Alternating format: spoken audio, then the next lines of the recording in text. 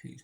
So I wanted to make a video blog and talk about kind of the history behind what's really going on in the Middle East because there's a huge history behind everything, and I don't think a lot of people are aware of it. A lot of people don't know the scope of it, how deep it goes, because it's connected to European history, it's connected to Russian history, to Middle Eastern history, to American history, and I think it's fascinating, it's interesting, and it's in some respects it's really laughable. If it wasn't so sad, it would be laughable, put it that way, and to the point where it's so absurd, and it's just I can't believe how this is manifesting in our lives and we're being a part of it.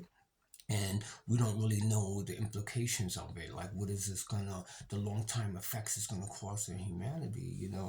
And it's really amazing. But first, what I want to talk about is how, like about a week ago or 2 weeks ago, I made a video blog and I spoke about how the aim for America's involvement in this conflict is to steal the oil from Iran. And actually, that's starting to come true, And I knew that prediction was, it wasn't a prediction, but that's something rightfully so that I knew on the basis of the historical significance behind what is going on, why America would be involved in this conflict. And I know I had everything to do with stealing the wealth of the Middle East. Is something America wanted to do for a very long time. And so the other day, there was this guy in the news, he's a Republican. He was asked this question: why are the Republicans not standing up against the Democrats, who Joe Biden, namely, who's making all this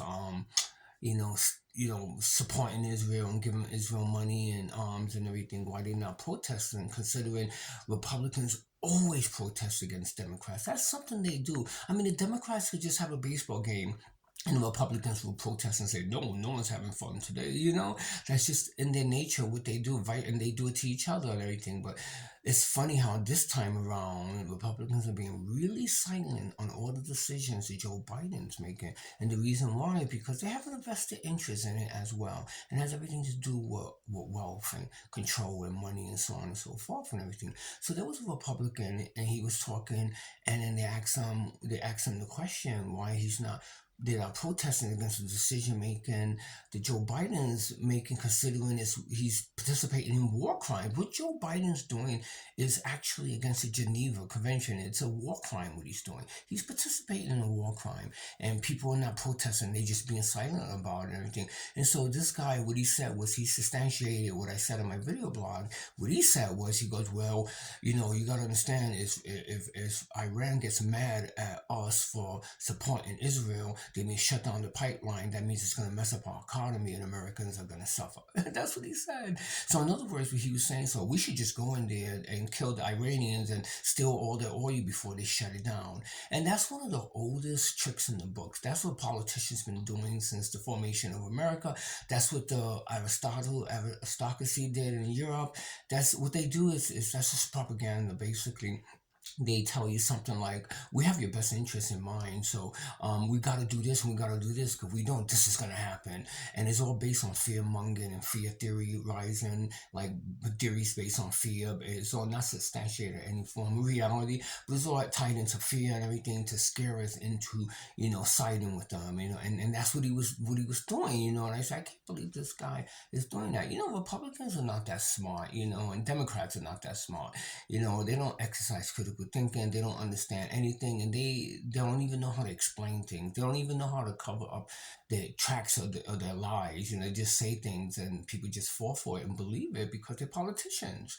But when he said that, I go, oh my God, you just admitted what America wants to do. America wants to, go in and steal the oil, from Iran, and they're going to base it on the fact that we are in jeopardy in some way, that we're at risk of being, targeted for something's going to happen to us, so we need to do this. And I couldn't believe he said that. And I go, see, I knew it. I knew it had everything to do with Iran. It had everything to do with going to steal the oil of Iran. It's so amazing to me. But also, what I wanted to mention, I want to get into a little historical significance behind what is really going on because it's very interesting. And I think a lot of people are aware of it. A lot of people get it or understand it and stuff. So basically, what's going on with this conflict is just on a huge scale right now. But basically, it has everything to do with something that's been happening in the world for a very, very long time. And I want to break it down because it's very interesting to me. And I mean, and I don't think anyone will ever touch up on these points because we live in such a modern era sensibility, if you will, for lack of a better word, that we don't really understand how everything is tied in to historical significance in the past. Everything is significantly tied in to history, if you will. And I want to explain that. So basically, they've been this fight, this war. It's been going on for a long time. It's between two groups. Okay, those two groups. One group is the peasantry, which are the common people, the common folks. Those are the people that pay the taxes. Those are the people that work. Those are the people that run the machines. And that's us, basically. Okay, so that's the commoners. That's what Europeans call people like us commoners. Okay, that's most of America. That's most of the world. And then you have the aristocracy, which is the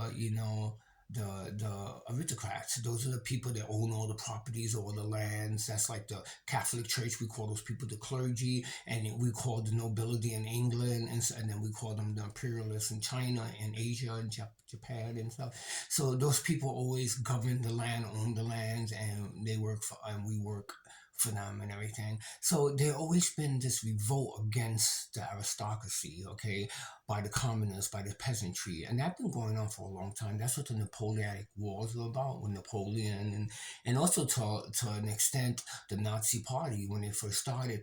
And they were the Workers' Party, and they started with that premise in mind and stuff to revolt against the monarch, if you will, and that happened in England, with America, the formation of America, which was fighting against the nobility from England, and they wanted independence, and they formed a malicious group that later turned into our U.S. Army reserves and the Army Corps and so on and so forth and everything. So that's just been a part of history. And also, if you look at the witch trials in England, where all the witches, women who were killed, they were basically killed for their land could be stolen by the clergy, and the clergy is the nobility of the religious nobility in England or in Scotland and everything, and they wanted to steal the land from the peasantry, which were the women who had land because their husband would die and they own all this land, and the nobility, which were the clergy for the Catholic Church, will kill them and accuse them as witchcraft and steal their land. So that even happened in that instance, in that case. And I think in history that's called the Burning Times and stuff. So this has been going on for such a long time. And people are so curious right now that Russia, they announced that they're going to get involved in the war and they're going to side with the Palestinians. And you have to ask yourself why, considering that's not their natural allies. The natural allies for Russia actually is the Israeli people. That's their natural allies. It's not the Palestinian people. But why is Russia want to be involved in the war now and side with the Palestinians? That just makes no sense. But actually, it doesn't make a lot of sense. You know why? Because if you think about the history of Russia, the history of Russia prior to it becoming a communist country was a peasantry. They came from peasantry stock. That means anyone that's powerful in Russia, all the way up to Putin, whatever his name is, all the way up to him and all the people running the government, all the mafia, all the people that have money and powerful in Russia right now have ancestries that were peasantry, that were serfs. That's the proper terminology, serf. Serfs are actually the equivalent of the peasantry in Russia. And basically, those are people that work for the nobility, namely the czars, who ran Russia, who were the monarch of Russia, and they controlled the lands, owned all the lands, and the peasantry were the serfs that would work for them. And the way the system was set up in Russia was horrible. And this is why Russian people are so tough, because they have this history of being abused by nobility, by the monarch and everything. So that's something that's very close and dear to the Russian sensibility.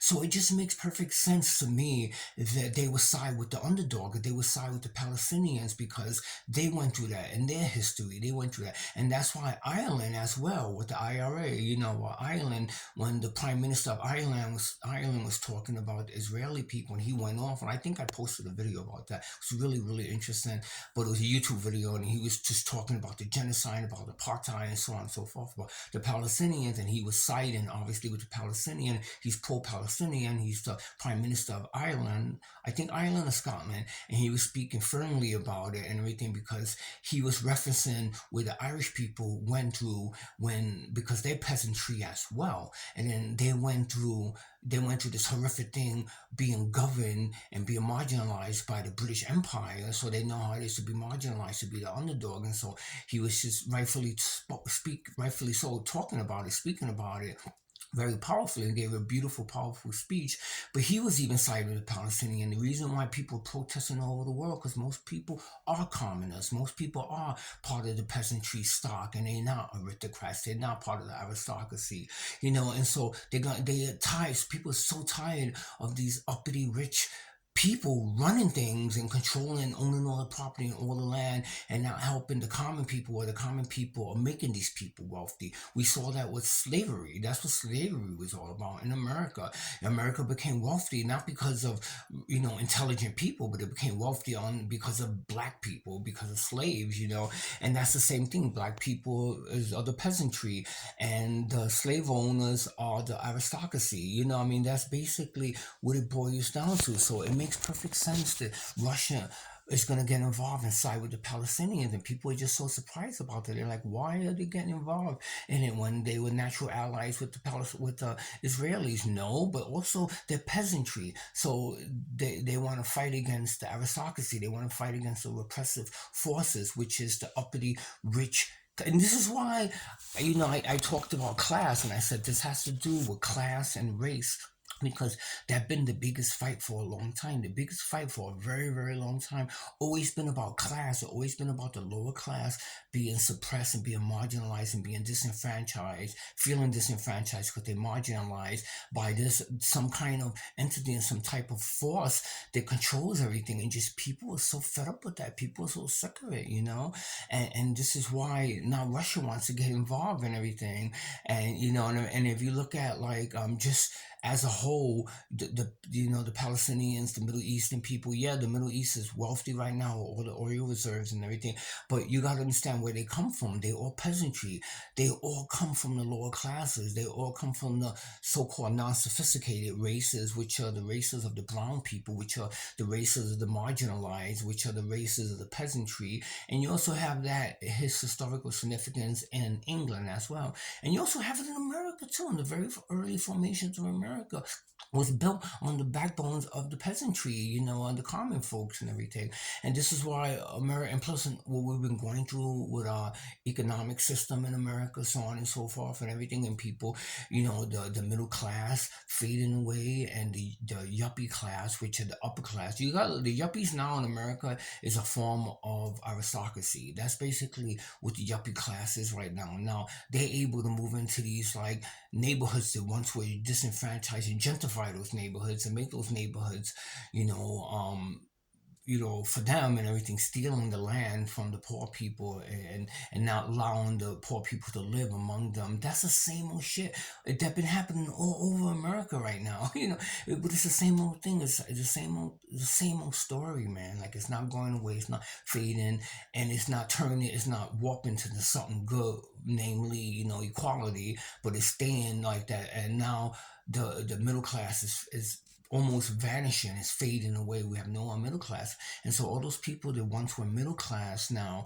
are like either poor or working class right now. And they can't even elevate themselves to like upper class or middle class. They can't, because the middle class and the upper class right now is dominated by a small group of people now. So we have this development of aristocracy in America that's been happening, but it's under the disguise of gentrification. It's under the disguise of our modern sensibility, our modern way of thinking, which is my way of the highway sensibility, and it's all predicated on, on education and family wealth and family connections and also have favoritism, and where, people are not being incarcerated, people from other classes not being incarcerated, but yet right now, people of lower classes, people in middle class, not even middle class, but lower classes, poverty stricken people are being recycled through the cost systems right now, and the people who are making the money from all this are the people who live in the upper realms and the